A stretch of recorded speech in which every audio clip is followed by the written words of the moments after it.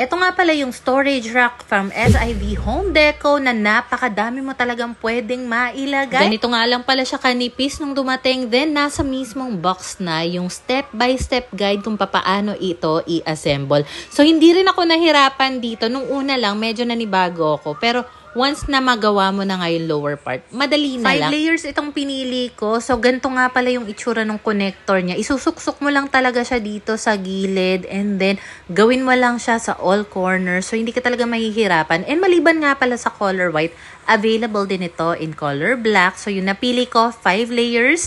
Pero kung kailangan nyo ng mas mababa dito, like 3 layers, 4 layers, meron din naman. Ang pinaka nagustuhan ko dito, adjustable yung height ng distance per layer. So, let's say sa ilalim gusto mo mga maleta ilagay, sa ibabaw, puro mga dilata, pwede mo yung mai-adjust. So, kung meron kayong tindahan, perfect ito. Add to cart, check out nyo na rin!